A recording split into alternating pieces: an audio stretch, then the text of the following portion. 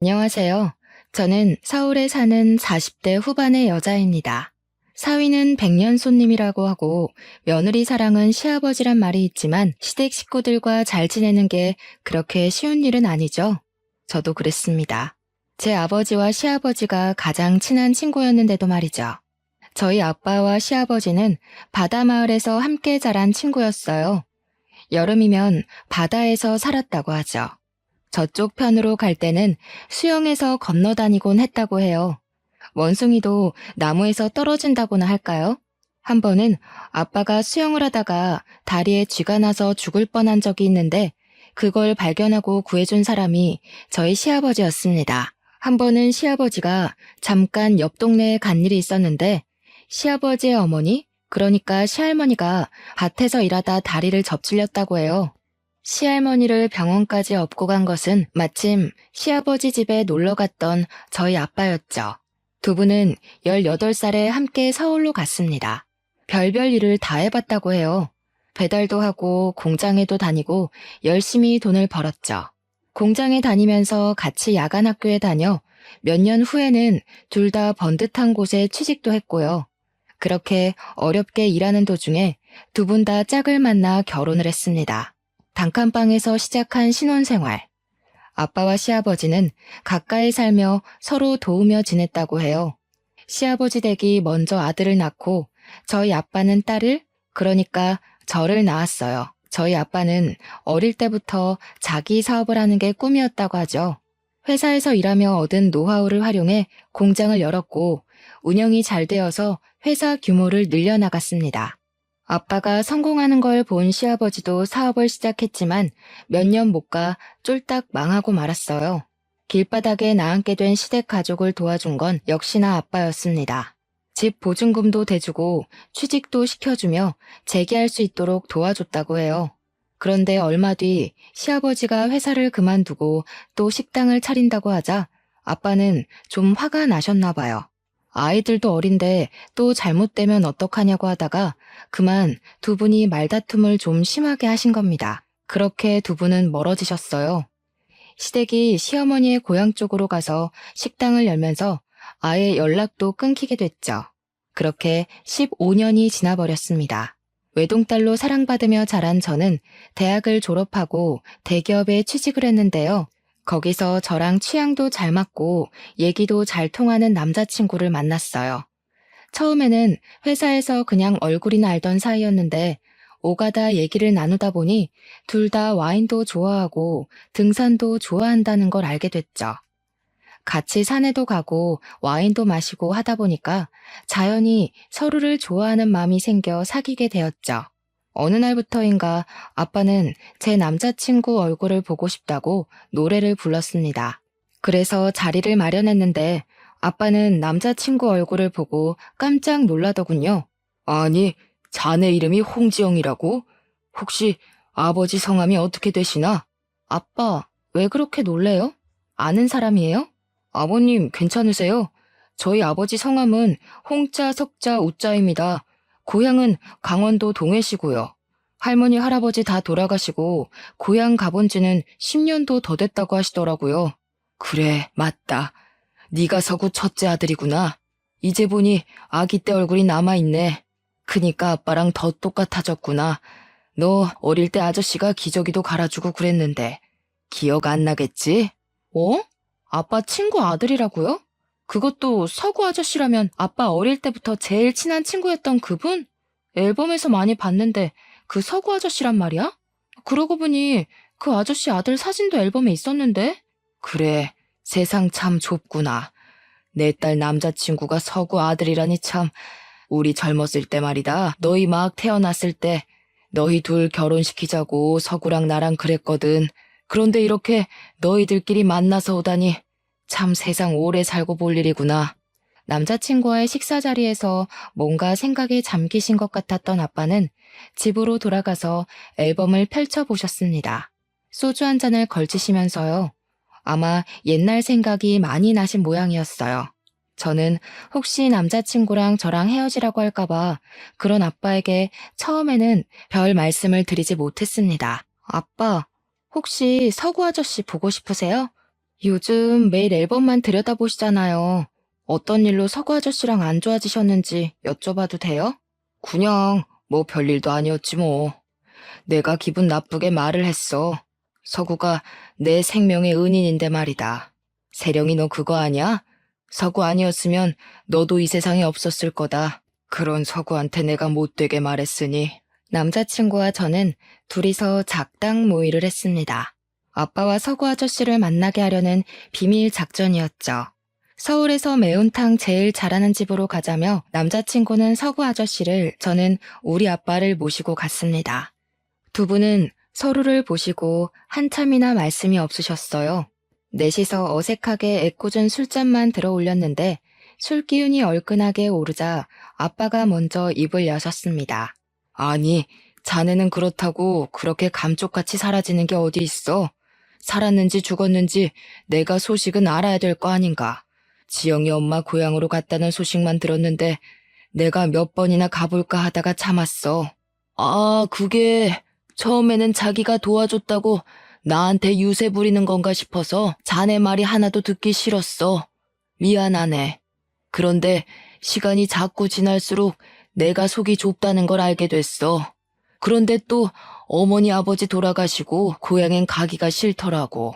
도와준 사람한테 외려 큰 소리를 쳤으니 내가 무슨 면목이 있겠나. 연락을 하고 싶어도 못했지. 아니, 이 사람이 면목은 무슨. 연락을 하고 싶으면 진작 했어야지. 그때 괜히 간섭하고 그러다 또 나한테 신세질 거냐고 기분 나쁘게 해서 내가 미안하지. 자네가 내 생명의 은인인데 그렇게 인연이 끊기니 내가 속이 편했겠어. 이제라도 만나서 다행이네. 그러게 말이야. 우리 다시 만나라고 하늘이 우리 애들을 이어준 것 같지 뭐야. 나야말로 자네 없었으면 여태까지 이렇게 살았겠나. 직장도 집도 없는 나를 살려준 자네한테 그러면 안 되는 건데. 아빠와 서구 아저씨는 서로 손을 부여잡고 눈물을 흘리셨어요. 결국 자리가 끝날 때쯤엔 서로 어깨 동무를 하고서 노래를 부르는 바람에 저희가 혼이 났죠. 남자친구와 저는 창피하다고 아빠들을 말리면서도 흐뭇한 마음에 서로 마주보면서 웃었답니다. 시댁은 시어머니 고향에서 설렁탕 기술을 배워 서울에 와서 설렁탕 집을 열었는데 다행히 식당이 잘 되었다고 해요. 남자친구는 돈 걱정은 없이 살았다고 합니다. 두 아빠는 다시 의기투합했어요. 하루가 멀다 하고 서로 어울리며 같이 낚시를 하러 다니고 매운탕에 소주를 드셨습니다. 두 분이 매운탕에 소주 드시는 걸 워낙 좋아하셔서 저희가 술 좀 안 드시게 그만 만나셔야 할 것 같다고 말릴 정도였죠. 아, 괜찮다. 행복이라는 게 뭐 대단한 게 아니야. 내 소중한 사람들이랑 천년만년 어울리고 맛있는 거 먹으면서 살면 그게 행복이다. 나는 지금 너무 행복하다. 우리 딸은 어려서부터 아빠한테 행복만 주더니 남자친구를 사귈 때도 아빠를 이렇게 기쁘게 하는구나. 세령이가 어릴 때부터 애가 똑 부러지고 얼마나 이뻤어. 우리가 딸이 없으니까 세령이 보고 딸이 너무 이쁘다고 얼마나 부러워했냐. 이렇게 이쁜 딸을 우리 아들이 데려간다니. 정훈이 너 속 좀 상하겠다? 이 자식이 내가 우리 딸을 그렇게 순순히 내줄 것 같아? 우리 딸은 100만금을 줘도 바꾸지 않을 귀한 딸이라고. 딸내미 이쁘다고 시집도 안 보낼 기세네. 결혼해서 이쁜 자식도 낳고 살게 얼른 놔줘라. 세령아, 우리 아들 괜찮은 애다. 내 아들이지만 나보다 훨씬 나은 놈이야. 너희 둘이 잘 맞는다니까 내가 얼마나 기쁜지 밤에 잠이 안 올 정도라니까. 그러지 말고 이참에 결혼하는 게 어떻겠니? 아, 결혼이요? 저희는 아직 준비가 안 됐는데. 아직 26밖에 안 되기도 했고 아빠는 별로 원하시지 않는 것 같은데. 아, 나야 뭐 사실 둘이 그렇게 잘 맞는다는데 어차피 결혼할 거 빨리 하는 것도 나쁘지 않지. 솔직히 내가 보기에도 너희 둘은 천생연분이야. 아주 서로 짝짝꿍이 기가 막히게 맞는다고. 그치, 서구야? 그래. 아주 천생연분이야. 어른들은 딱 보면 알지. 너희들이 준비가 안 됐다는데 밀어붙일 수야 없지만 너희도 결혼 생각이 없는 게 아니라면 굳이 미룰 필요도 없다. 결국 남자친구와 저는 결혼하기로 했습니다. 어른들 말씀대로 생각해보니 미룰 필요가 없더군요. 결혼 준비는 순탄하게 흘러가는 듯 했습니다. 그렇지만 의례 그렇듯 경제적인 문제로 조금 부딪히기 시작했어요. 아무래도 저희 집이 시댁보다는 훨씬 여유가 있기 때문에 저희 집의 도움을 더 많이 받았거든요. 외동딸이 결혼한다는데 저희 아빠는 못해줄 게 없었죠. 신혼집도 좀 넓은 데로 하고 혼수도 기왕이면 좋은 걸로 하라고 지원을 팍팍 해주었습니다. 아버님, 그렇게까지 안 해주셔도 되는데. 옛날에 저희 부모님도 도와주셨다더니 저희한테도 이렇게 신경 써주셔서 감사합니다. 제가 더 능력이 있어서 더 남부럽지 않게 해줬으면 좋았을 텐데. 아이고, 이 사람이 별말을 다 하네? 나한테는 세령이도 귀한 딸이지만 자네도 내 귀한 자식이나 마찬가지야. 미안해할 필요 하나도 없어. 우리 딸한테는 내 모든 걸 줘도 아깝지 않으니 자네한테도 마찬가지야. 대신 우리 딸 눈에 눈물 나게 하면 큰일 난다. 알았지? 그런데 엄마는 조금 탐탁치 않아 했어요. 당신이 그 집에 돈 갖다 준다고 그 집 사람들은 고마워하지도 않는데 뭐하러 또 그렇게 다 퍼줘요. 세령이가 뭐가 아쉬워서요?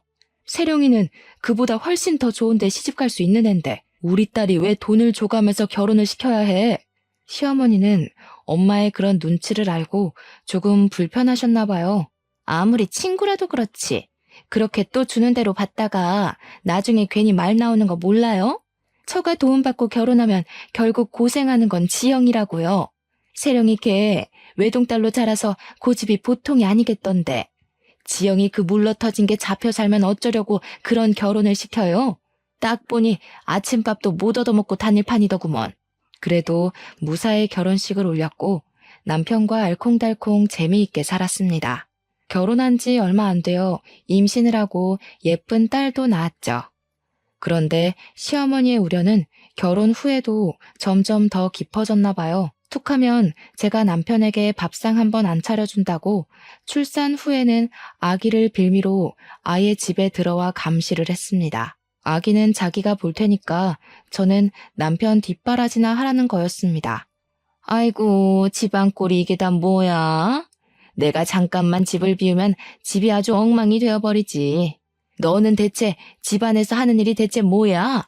여자가 되어가지고 내 아들이랑 똑같이 아무것도 못하면 어떡하니? 이리네. 애는 내가 볼 테니까 너는 네 남편 밥이나 차려줘라. 어머니, 지금 저랑 남편이랑 똑같이 일하고 퇴근했는데 왜 저한테만 그러세요? 똑같은 회사에서 일하고 똑같은 차 타고 퇴근했다고요. 일 때문에 출산휴가 얼마 쓰지도 못하고 출근한 저는 안 보이고 아드님 밥 안 드신 것만 보이세요? 아이고, 시어미한테 눈을 똑바로 뜨고 바락바락 대드는 것 좀 봐라. 어디서 배워먹은 버르장머리인지. 그러게 내가 이런 결혼은 안 된다고 했지. 남편한테 밥 차려주라는 게 뭐가 그렇게 잘못됐어? 친정에 돈 좀 많다고 유세 부리는 것도 아니고 뭔. 아이, 엄마, 그런 거 아니에요. 제가 할 테니까 엄마도 좀 쉬고 계세요. 우리 오면서 뭐 먹어서 배도 안 고파. 뭐야? 네가 대신 부엌 일을 하겠다고? 저거 남자가 되어서 물러 터져가지고 엄마가 잡혀 살지 말라고 누누이 말 안 했어? 제가 할 일을 왜 네가 대신 하니? 너도 정신 바짝 차려. 네 마누라한테 휘둘리면서 살지 말고. 집안의 기둥이 정신을 꼭 붙들어야 집안이 돌아가는 거야. 아니, 엄마. 누가 잡혀 산다고 그래? 아이고, 네가 그러니까 답답이라는 거야. 그 인간들 둘이 똑같이 뭉쳐가지고 상황 파악 못하는데 너까지 그래? 지금 제대로 안 하면 평생 동안 너만 고생하는 거니까 그런 줄이나 알아. 어휴, 저거 휴지 뒹구는 것 좀 봐라. 애가 뭐를 주워 먹어도 이상하지 않겠다. 시어머니 말대로 집에서 귀하게만 자란 저를 집안일도 모르는 구박대기 취급하려는 게 정말 불편하고 화가 났지만 남편을 사랑하기 때문에 웬만하면 참으려고 노력했습니다. 하지만 쉽지는 않았어요. 아이가 더 커서 시어머니의 손길이 필요 없어져도 시어머니의 감시는 날이 갈수록 심해졌거든요. 제가 자기 아들을 굶길까봐 늘 노심초사였습니다. 저희 집 강아지가 분리불안이 있어서 저희가 남들보다 먼저 홈캠을 설치해 놓았거든요. 어느 날 시어머니가 자기도 홈캠 영상을 볼 수 있도록 해달라지 않겠어요? 내가 봐야 상황을 빨리빨리 알고 대처를 할 거 아니니. 너희 둘은 어차피 회사에서 밤늦게까지 일하느라 어떻게 하지도 못하지 않니? 시애미가 집안 잘 돌아가는지 봐주겠다는데 무슨 불만이 그리 많으냐 너는? 어머님이 저희 집 영상을 왜 들여다봐요? 그건 사생활 침해라고요. 저희들끼리도 충분히 잘 보고 대처할 수 있어요. 어머니까지 감시하지 않으셔도 된다고요. 감시라니? 내가 도와주겠다는 게 너한테는 감시냐? 하여튼 뭐 하나 고분고분 받아들이는 법이 없어. 너한테는 시댁 어른들이 하는 말이 우습냐? 시애미가 하는 말이 아주 쥐똥으로도 안 들려? 사생활? 너는 뭐가 그렇게 잘났냐? 남편 아침밥 한 번 안 차려주면서 네가 하는 말만 다 옳은 거야? 아침에 먹을 건 시간 되는 대로 먹게 준비가 되어 있잖아요. 저는 아침밥을 안 먹는 체질이고 애랑 남편은 알아서 챙겨 먹고 나간다고요. 무조건 엄마가 해준다고 좋은 게 아니에요.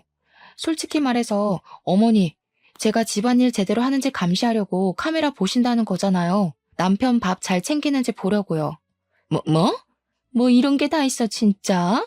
네가 그러고도 엄마야? 그러고도 이 시애미가 카메라 보는 게 잘못된 일이라고 말할 수 있어? 아기 밥도 안 챙겨주는 게 무슨 말이 그리 많으냐? 제가 잘났으면 얼마나 잘났다고 저리 유세를 부리는지. 유세를 부리는 게 아니라 합리적으로 하는 거예요. 몸에 좋은 야채 주스랑 슈퍼푸드 먹이는 게 뭐가 잘못됐어요? 그리고 어머니야말로 진짜 왜 그러세요? 왜 똑같이 일하는데 저한테만 밥 안 차린다고 그러시냐고요. 제가 직급도 더 높은 거 모르세요? 이러니까 어머니한텐 카메라를 보게 할 수가 없죠. 참네, 뚫린 입이라고 할 말이 태산이구나, 태산이야. 우리 아들이나 되니까 저리 착해 빠져가지고 데리고 살지. 직급이 더 높아? 참, 그렇게 잘나셔서 제 남편 밥도 못 차려준다 이거야? 아유, 내가 그러게 이 결혼 안 된다고 했건만. 그렇게 시모의 갈등이 더 깊어져만 가고 있었습니다. 그러다 딸이 10살 되었을 때 저는 큰 슬픔을 맞이하게 됐죠. 부모님이 교통사고로 돌아가신 거였습니다. 아빠, 엄마의 죽음은 너무 갑작스러웠습니다. 부모님을 잃은 슬픔은 무엇으로도 위로할 수가 없었어요. 저한테는 전 재산을 다 줄 수 있다던 아빠, 저를 위해서라면 심장이라도 내줄 수 있다던 엄마를 어떻게 보낼 수가 있었겠어요. 저는 우울증에 걸려 힘들어하다 회사도 그만두게 되었습니다. 그렇게 일을 중요하게 생각하던 저였는데 아빠가 없으니 다 소용이 없다는 생각이 드는 거였어요. 방황하던 저를 끄집어낸 건 전부터 품고 있던 꿈이었어요. 남편과 저는 똑같이 나만의 가게를 갖고 싶다는 꿈이 있었죠. 저는 대학 때 아빠 권유로 사두었던 주식이 좀 있었고 그게 꽤 쏠쏠한 자산으로 붙어 있었어요. 우울증으로 힘들어하던 저는 문득 제 꿈을 시도해봐야겠다는 생각을 했습니다. 주식으로 모인 돈을 사업 자금으로 해서 가게의 자리를 알아보고 열심히 연구했죠. 시어머니는 안 그래도 집안일 안 하는 애가 밖으로 돈다며 제가 가게를 차리는 걸 반대했어요. 하지만 저는 비법을 제대로 연구해 돈가스 집을 열었습니다. 가게는 잘 되었어요. 맛도 좋고 인테리어를 잘 해놓으니까 소문이 나서 금방 사람들로 북적이게 되었어요. 제가 가게를 열어 성공하는데 자극을 받은 남편도 얼마 뒤 친구와 동업해서 작은 와인바를 열었습니다. 남편은 와인과 관련된 일을 하고 싶다고 소믈리에 자격증도 따고 꾸준히 준비하고 있었거든요. 사업에 실패한 전적이 있는 시아버지는 남편이 회사 그만두는 걸 절대 반대했지만 그렇다고 사람이 꿈을 접을 수는 없으니까요. 남편 가게는 소소하지만 단골 손님이 늘어가고 있었고 제 돈가스 집도 장사가 잘 되어 금세 넓은 곳으로 가게를 옮겼습니다. 이번에는 인테리어도 더 멋지게 하고 맛도 전보다 더 좋게 하려고 노력했죠. 저는 잠깐이라도 가게를 비우지 못할 정도로 가게 애착을 가지고 늘 청결하게 친절하게 가게를 유지했습니다. 확장 이전한 지 얼마 안 되어 방송도 타게 되었죠. 그리고 저희 돈가스는 홈쇼핑에서도 팔리게 되었습니다. 제 이름을 걸고 말이죠. 돈가스는 날개 돋친 듯 팔려나갔어요. 안 그래도 일 중독 증세가 있었던 저는 눈코 뜰 새 없이 바빠졌습니다. 가게의 홈쇼핑 판매에 하나라도 제가 확인하지 않으면 불안해서 견딜 수 없었죠. 집에 가면 녹초가 되기 일쑤였습니다. 여보, 괜찮아? 어제도 잠도 얼마 못 자고 나가더니 또 이렇게 늦게까지 일을 했네. 조금 쉬엄쉬엄해. 애도 맨날 엄마 보고 싶다고 난리야. 당신은 사장이기도 하지만 우리 딸 엄마이기도 하잖아. 솜이 방에 좀 가보고 쉬더라도 쉬지 그래. 아, 미안해 여보. 나 지금은 진짜 너무 피곤해서 도저히 손가락 하나 까딱할 수가 없어. 이상하네. 요즘 일이 왜 이렇게 많은 거지? 당신이 뭐 하나 그냥 넘기는 법이 없이 끝장을 봐야 성이 풀리니까 그렇게 피곤하지. 소미도 소민데 건강도 챙겨가면서 해야지. 아이고, 술 냄새. 술은 또 왜 이렇게 마셨어? 장인어른이랑 장모님 돌아가시고 힘들어하던 게 일하면서 좀 풀리는가 싶더니 이건 이거대로 힘드네. 당신 나 때문에 힘들어? 미안해. 내가 집안일도 못하고 애도 잘 못 키워서. 그런데 나는 있잖아. 나 사업은 잘한다? 사업은 내 마음대로 할 수가 있거든. 그런데 시어머니는 안 돼. 시어머니랑은 말도 안 통하고. 제가 바쁘니까 초등학생 아이 돌보는 일은 오롯이 남편의 몫이 되었죠. 남편 와인바도 점점 더 안정을 찾아가고 있었어요. 저는 가게가 체인점까지 내게 되어 신경 쓸 일이 더욱 많아졌습니다. 일이 그렇게 많으면 다른 사람한테 좀 맡기고 당신은 애한테도 좀 신경을 써야지. 사람이 그렇게 일만 하면서 살면 어떡해? 내가 집안일 혼자 하는 게 싫어서 하는 말이 아니라 당신 요즘 보면 가족은 안중에도 없는 사람 같아. 혼자 사는 사람 같다고. 이게 맞는 거야? 일을 맡기긴 누구한테 맡겨. 그럴 수 있으면 나야 좋은데 믿고 맡길 사람이 아직은 없어. 당신이야 친구랑 같이 일하니까 잘 모르겠지. 내 어깨에 짐이 얼마나 무거운지. 내가 혼자 사는 사람 같다고? 맞아. 나는 믿을 게 나밖에 없으니까. 당신한텐 정말 미안한데 난 당신처럼 여유롭게 일하는 사람이 아니어서. 내가 여유롭게 일한다고? 말이 또 왜 그렇게 나가? 당신 일하는데 지장 안 주려고 내가 얼마나 노력하는지 몰라서 그래? 그리고 솔직히 말해서 우리가 돈 못 벌면 죽을 정도로 가난한 것도 아닌데 왜 그렇게 돈돈거리는 거야? 저번에 애가 뭐라 그러는지 알아? 애들이 소민의 엄마 얼굴을 본 적이 없는데 소민은 엄마가 있는 게 맞냐고 그랬단다. 당신이 열심히 노력하는 거 나도 알아. 아는데 미안해. 내가 말을 잘못했어. 그런데 나는 이 사업을 제대로 일으켜야지 내가 제대로 숨쉬고 살 수가 있을 것 같아. 그냥 그럴 것 같아. 미안해. 조금만 기다려줘, 여보. 애한테도 내가 잘 얘기할게. 하지만 결국 일이 터지고 말았어요. 저녁에 집에 혼자 있던 딸이 뇌수막염에 걸렸는데 저는 방송 때문에 정신이 없어 연락도 못 받은 거죠. 아이에게 몇 번 전화를 했다가 받지 않자 걱정되는 마음에 집으로 갔던 남편이 허겁지겁 아이를 들쳐업고 병원으로 달려갔다고 해요. 여보, 미안해. 방송하느라 정신이 없어가지고 전화가 오는지도 몰랐네. 소미는 아직도 자고 있네. 당신 많이 놀랐지? 얼굴이 새하얗게 질렸어. 여보, 표정이 왜 그래? 죽는 거 아니래. 치료받으면 된다고. 죽는 거 아니라고? 치료받으면 된다고? 당신은 말이 참 쉽기도 하다. 죽지만 않으면 되는 거야? 정말 그래? 혹시라도 발견 못했으면 어쩔 뻔했어. 앞으로도 이런 일이 또 없으리라는 법이 있냐고. 당신이 그러도 엄마야? 애를 낳아놓고 죽지만 않으면 만사 오케이인 사람이 엄마 자격이 있냐고. 아이를 차에 싣고 가면서 남편은 많이 울었다고 해요. 13살밖에 안 된 아이를 집에 혼자 있게 한 게 미안하고 안쓰럽고 이런 상황에서도 연락이 안 되는 제가 원망스럽고요. 지금은 충분히 이해가 돼요. 하지만 그때는 남편이 쏟아내는 원망, 어린 말들이 저를 가시돋치게 만들었습니다. 그러면 안 됐는데 말이죠. 나는 그동안 노력을 많이 했어. 남편으로서, 아빠로서 부족하지만 최선을 다했다고 생각해. 능력 있는 아내 뒀다는 걸 자랑스럽게 생각하기도 했어. 애랑 같이 엄마는 집에는 잘 안 들어오지만 엄마들 중에 제일 멋있지 않냐고. 하지만 이건 아닌 것 같아. 너한테는 엄마로서의, 아내로서의 역할이 들어갈 자리가 없어. 결국 이혼 위기가 왔습니다.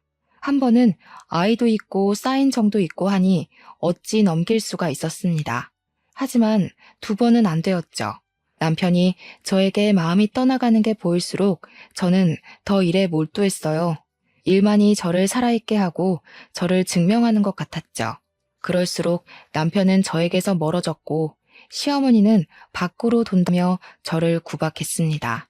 또 이 시간에 들어오는 게냐? 아유, 도대체 여자가 정신을 어디다 팔고 다니는 건지, 애 밥 먹었는지 숙제는 했는지 살필 생각은 안 하고, 네가 돈을 벌면 얼마나 번다고 집안이며 애며 다 내팽겨쳐? 어머니 어떻게 오셨어요? 소미는, 아이고, 어디가 아픈가? 아침까지만 해도 멀쩡했는데 이게 어떻게 된 일이죠? 어머니는 언제부터 와 계신 거예요? 소미가 열나고 기침한다고 지영이가 나더러 가보라고 그래서 왔다. 엄마가 있으면 뭐하니? 애를 위해서 하는 게 하나도 없는데. 내가 그래서 처음부터 알아봤다고 했지?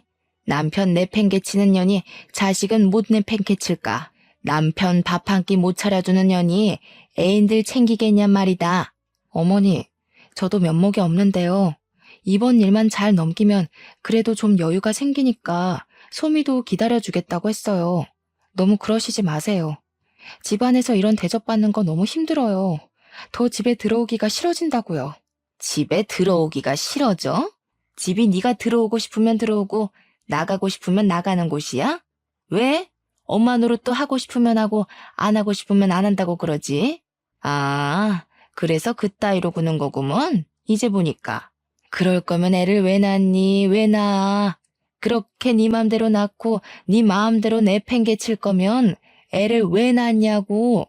시어머니가 구박하는 것도 모자라 이제는 시아버지까지 합세했죠. 애가 아픈 것도 모르고 나돌아다니는 것도 한두 번이지. 네가 무슨 대단한 사업을 한다고 집안을 내팽개치냐? 네 아버지가 그렇게 가르치디? 너만 식당 일해본 거 아니야. 우리 다 식당 일로 구르고 굴러서 이골이 박힌 몸들이다. 그렇다고 너처럼 애까지 내팽개치진 않았어. 남편도 저도 더는 버틸 수가 없게 되었어요. 딸한테는 정말 미안했지만 서로를 위해서 헤어지는 게 맞다는 생각이 들었습니다. 끝끝내 저를 식모 취급하려는 시어머니의 태도도 참을 수 없었고 시아버지까지 합세해 기름을 붓자 저는 도저히 견딜 수가 없게 되었습니다. 결국 딸아이가 중학교 2학년이던 해에 우리는 이혼을 하기로 했어요. 이혼 후 아이는 아빠랑 시댁에서 살게 되었어요. 이혼이 결정되던 날 저는 자고 있는 딸아이 방에 가서 아이의 이마를 쓸어보았습니다. 제가 나쁜 엄마라는 사실이 실감이 났습니다. 이렇게 금쪽 같은 딸이 있는데 난 뭘 찾자고 그토록 밖으로 돌았던 걸까? 하지만 뒤늦은 눈물은 아무 소용이 없었습니다. 저는 죄인이었고 제 죗값을 감당하는 건 오롯이 제 몫이었죠. 제가 할 수 있는 일은 아이가 보고 싶어 할 때 만나는 일뿐이었습니다. 그런데 딸아이는 어느 순간부터인가 엄마를 찾지 않았어요. 사춘기가 와서 그런 것 같아. 엄마 얼굴 보고 싶지 않다고 하더라고. 여태까지 얼굴도 못 보고 살았는데 이제 와서 시간 맞춰 보는 거 웃기다면서 굳이 찾아올 필요 없다고. 조금 시간 지나면 괜찮아질 테니까 너무 신경 쓰지 말고 일이나 열심히 해. 그 말대로 저는 일에 몰두했습니다. 할 일이 있으니 그나마 다행이라고 생각했죠. 그런데 또 일이 터졌습니다. 우리 돈가스에서 벌레 시체가 나왔다는 글이 인터넷에 올라온 거예요. 추락은 순식간에 일어나는 일이더군요. 이미지가 급격하게 나빠지고 매출은 말 그대로 곤두박질을 쳤습니다. 서서히 내려간 게 아니라 그 글이 올라온 시점까지도 상승 곡선을 그리던 매출이 어느 순간 뚝 하고 꺾여버리고 만 것이었죠. 결국 6개월도 안 되어 체인점들이 하나 둘 문을 닫았습니다. 저는 하루아침에 사업을 접게 되었죠. 사업이 망하고 저는 망연자실을 해버렸습니다. 모든 걸 잃었다는 생각에 강하게 사로잡혔어요. 넋이 나간 채 집에서 하루 종일 멍하니 있는 날이 많아졌습니다. 가만히 있으면 아빠 목소리, 엄마 목소리가 어디선가 들려오는 것 같아 집안을 두리번거린 적까지 있을 정도였어요. 우울증이 심해져 방 밖으로 나가지 않고 입맛도 급격히 떨어졌습니다. 그렇게 몇 달이 흘렀을까요? 전 남편에게서 전화가 왔습니다. 우리 딸이 엄마 걱정 많이 하더라. 조금 있으면 애 고등학교 입학식인 거 알지?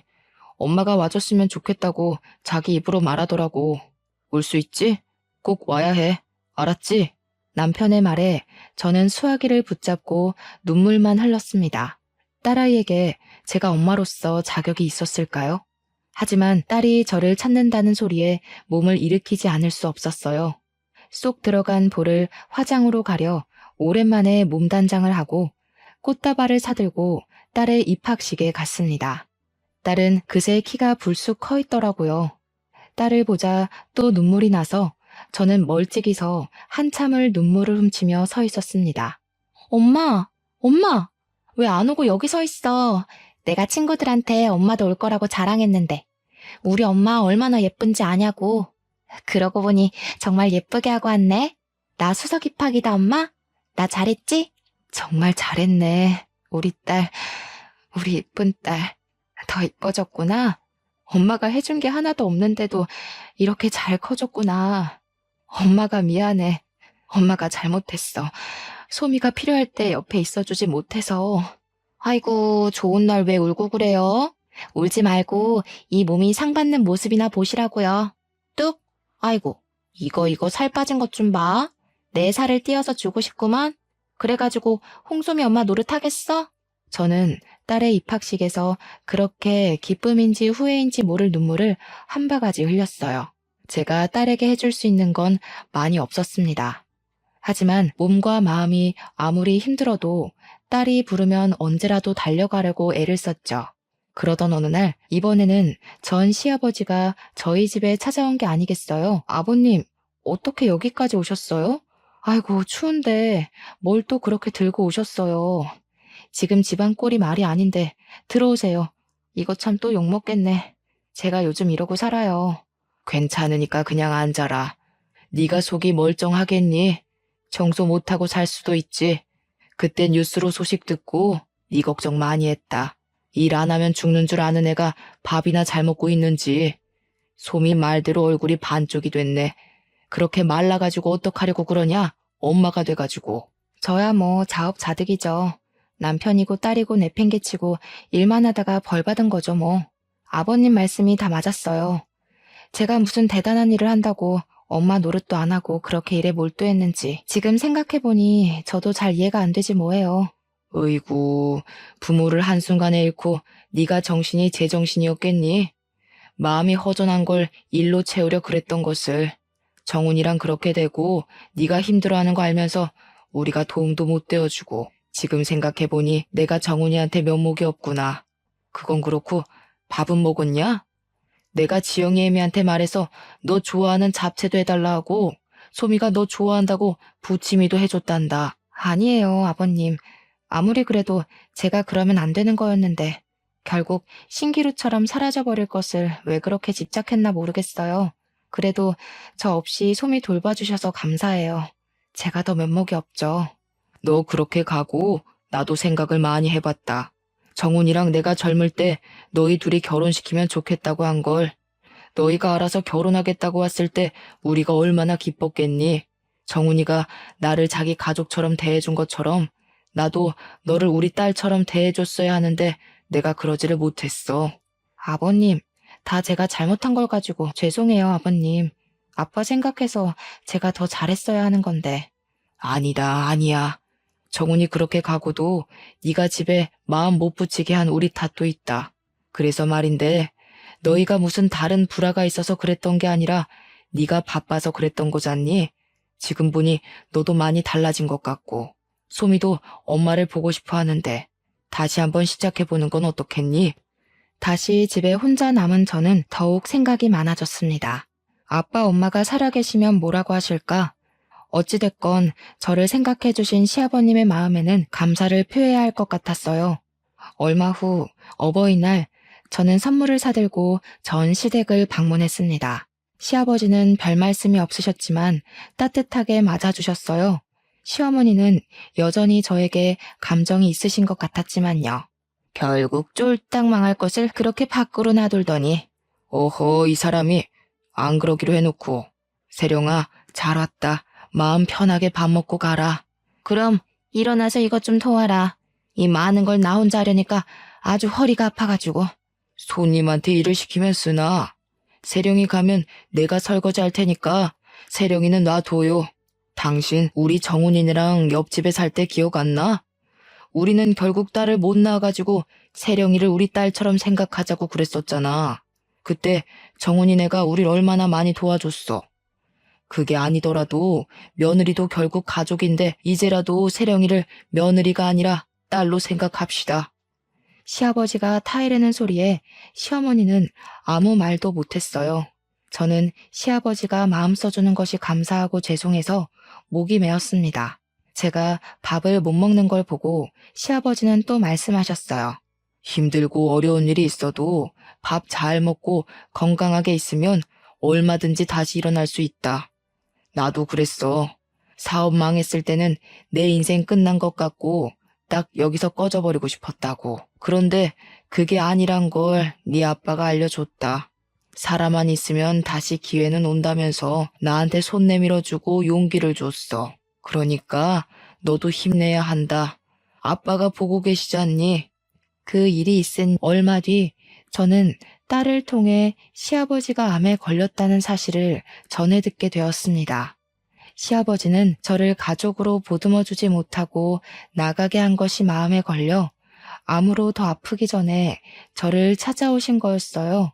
그 사실을 안 저는 시아버지를 찾아가 무릎을 꿇고 울었습니다. 제가 속썩이고 그러지 말았어야 하는데, 제가 조금 더 챙겨드렸어야 했는데, 아버님 말대로 시아버지도 아버지인데, 저는 저희 아버지 어머니 돌아가신 것만 생각했어요. 제가 바보였어요. 아버님, 어떡해요, 아버님? 그 뒤로 저는 시아버지를 제 아버지처럼 간호해 드렸습니다. 이제야 정말 가족이 된 것 같은 기분이었습니다. 제가 시아버지를 간호하는 걸 보고 주변에서 그 아버지 딸 한 번 잘 뒀다고 칭찬하다가 며느리라는 소리를 듣고는 다들 어안이 벙벙한 표정이었죠. 며느리도 가족이니 그쪽들도 며느리한테 잘하세요. 혹시 알아? 나처럼 이렇게 며느리한테 효도받을지. 저는 뭐 하나를 하면 끝장나게 해버리는 사람이죠. 간호도 그렇게 열심히 했습니다. 그래서 어떻게 됐겠어요? 연세가 많음에도 불구하고 아버님은 결국 완치 판정을 받으셨습니다. 기쁜 일이 또 있었어요. 저희 돈가스에서 벌레가 나왔다는 사진을 올라온 게 경쟁업체의 모함이었다는 게 해당 업체의 전 직원의 양심 고백으로 드러났거든요. 결국 소송을 통해 손해본 비용을 대부분 되찾았습니다. 하지만 사업을 다시 시작하진 않았어요. 엄마 역할을 하기는 한참 늦기는 했지만 이제 대입을 앞둔 딸의 뒷바라지에 저는 전력을 다해 뒷바라지에 나섰습니다. 제가 누굽니까? 또 한다면 하는 사람 아니겠어요? 그렇게 저희 가족은 다시 합치고 행복을 되찾았습니다. 시아버지의 용서, 그리고 제 딸의 용서, 마지막으로 못난 저를 이해해준 남편의 용서가 있었네요. 저는 죄가 많은 인간이고 그럼에도 분에 넘치는 사랑을 받은 인간이라 앞으로 좋은 일을 많이 하며 살아야 할 것 같습니다. 제 이야기는 여기까지예요. 저처럼 시댁 식구들과 해피엔딩을 맞는 이야기가 흔치는 않을 것 같네요. 남편의 가족들과 가족이 되는 건 결코 쉬운 일이 아니죠. 저는 운 좋게 아빠와 가족이나 다름없었던 분들을 가족으로 맞았지만 그럼에도 쉽지가 않았는걸요. 그래도 들으시는 분들이 시댁 식구들도 며느리도 가족이라는 걸 한 번쯤 되새길 수 있다면 저는 더할 나위 없이 기쁠 것 같습니다. 그럼 다들 건승하시고 행복하시길 바랄게요.